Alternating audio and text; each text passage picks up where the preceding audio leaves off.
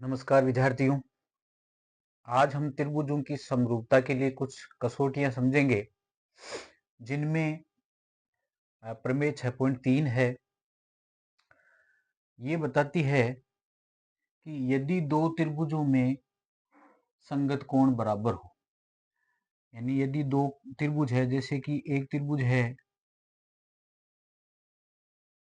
ABC और दूसरा त्रिभुज है जैसे DEF।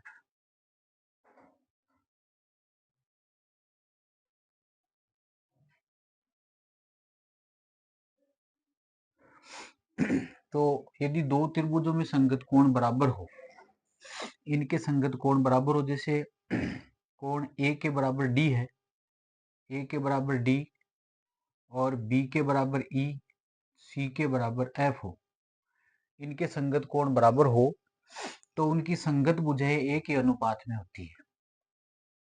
तो ये जो कसौटी है वो एंगल एंगल एंगल कसौटी होगी, यानी तीनों कोण, इसके तीनों कोण इसके तीनों कोण के बराबर हो तो ये एंगल एंगल समरूपता कसौटी कहलाएगी। यदि तीन कोण बराबर है तो ये दोनों त्रिभुज समरूप होंगे। तो यहाँ प्रमेय के अनुसार हम इस कसौटी को सिद्ध करेंगे। यदि दो त्रिभुजों के संगत कोण बराबर हो, जैसे कि हम यहाँ पर लिख लें कि यहाँ कोण A बराबर कोण D है, B बराबर कोण E है तथा C कोण F के बराबर है। ऐसा हम इसमें एक बार दिया हुआ मान लें।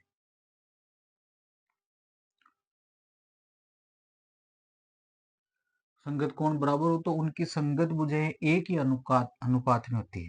तो ये तो दिया हुआ मान लें तथा उनकी संगत भुजाएं, जैसे कि इसकी AB भुजा DE के तथा AC भुजा DF के और BC भुजा इसकी EF के समानुपाती है। ये जैसे मान लो कि इसमें हमें सिद्ध करना है कि इसके तीनों कोण यदि बराबर हो तो इसकी संगत भुजाएं भी समानुपात में होती है। ऐसा हम इसमें सिद्ध करेंगे। तो इसके लिए हम यहाँ इस भुजा DE पर एक ऐसा बिंदु लेंगे जो कि AB के बराबर हो। यहाँ मान लीजिए हमने एक बिंदु P ऐसा ले लिया जो कि AB के बराबर हो। तो यहाँ ये AB के बराबर हमने यहाँ PD ले लिया तथा एक दूसरा बिंदु DF पर लेंगे।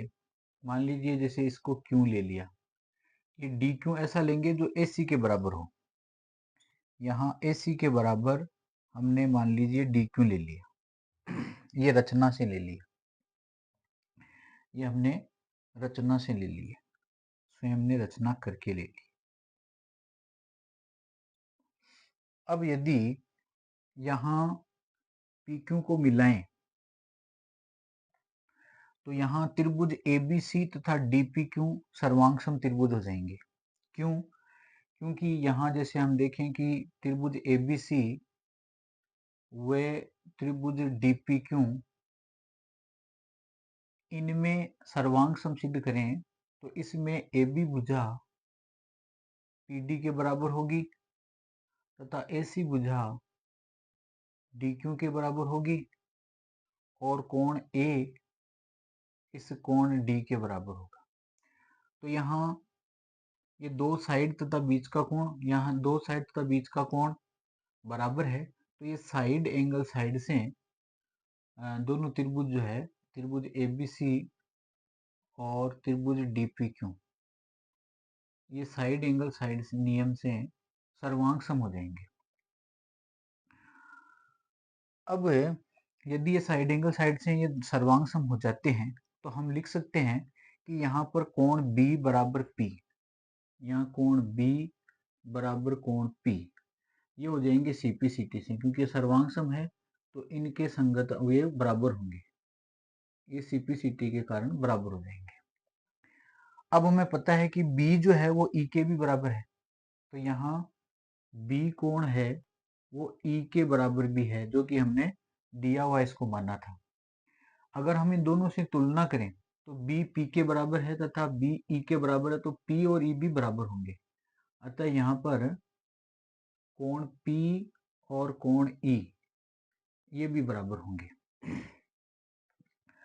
तो यहाँ कोण बी, कोण पी और कोण ई तीनों बराबर होंगे।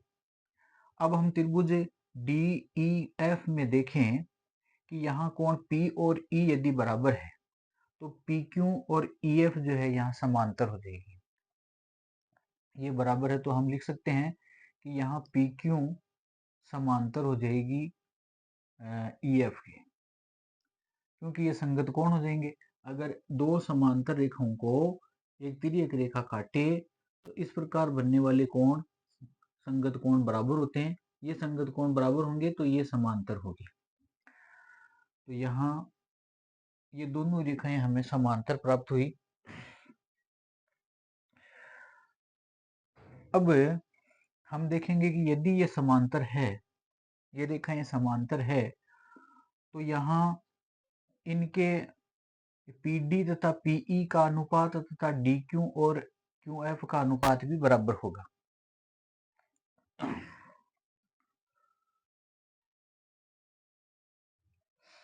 तो यहाँ PQ और EF समांतर है तो हम लिख सकते हैं त्रिभुज DEF में हम लिख सकते हैं कि इसकी PE भुजा PD तथा यहाँ QF बट्टा DQ के बराबर हो जाएगी। ऐसा थेल्स प्रमेय के कारण होगा। थेल्स प्रमेय से, आधारभूत समानुपातिक प्रमेय से। थेल्स प्रमेय यह कहती है कि किसी त्रिभुज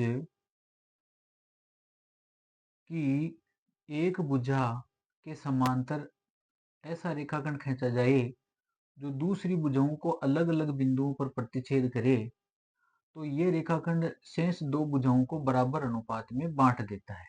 ऐसा आधारभूत समानुपातिक प्रमेय या थेल्स प्रमेय कहती है। तो उस प्रमेय के कारण हमने इन दोनों टुकड़ों के समानुपाती बता दिया। अब यदि इन दोनों अनुपातों में यदि एक एक जोड़ दें हम, यहाँ जैसे PE बट्टा PD में एक जोड़ दें और QF बट्टा DQ में भी एक जोड़ दें तो हमें क्या प्राप्त होगा, देखते हैं। ये PE बट्टा PD प्लस यदि एक करेंगे तो इनका एलसीएम हम PD लेंगे। PD का भाग PD में एक बार जाएगा, एक गुणा यहाँ PE लिखेंगे प्लस एक का भाग PD में PD बार जाएगा। तो PD को यदि हम एक से गुणा करेंगे तो हमें यहाँ PE प्लस PD बट्टा PD प्राप्त होगा। यानी एक जोड़ने पर PE और PD, यहाँ PE और PD को जोड़ने से हमें यहाँ DE प्राप्त होगी। इसमें एक जोड़ने से हमें प्राप्त होगी DE बट्टा नीचे PD। इसी प्रकार इसमें एक जोड़ने से QF और DQ जुड़ेगी, QF और DQ जुड़ेगी तो हमें DF प्राप्त होगा। यहाँ DF बट्टा ये DQ प्राप्त होगा।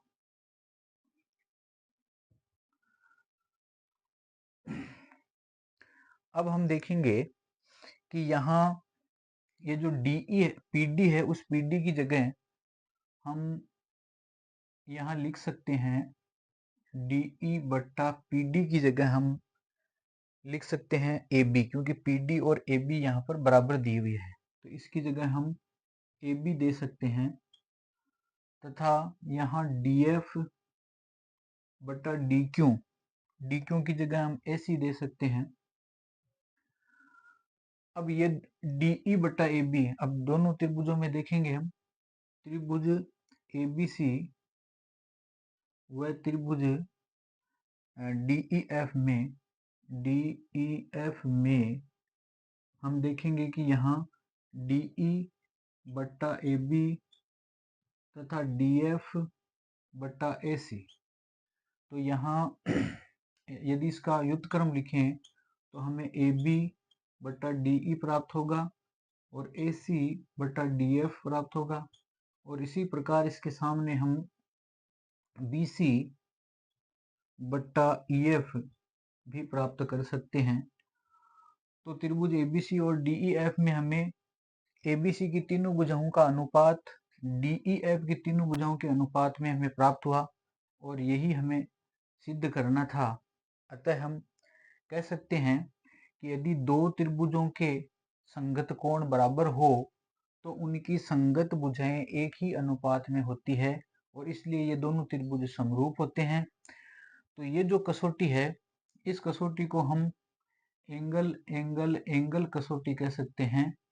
और यदि इनमें दो कोण भी यदि बराबर हो तो भी दोनों त्रिभुज समरूप होंगे, इसलिए ये केवल एंगल एंगल कसौटी भी इसको कहा जा सकता है। ये प्रमेय 6.3 अभी हमने समझी। धन्यवाद।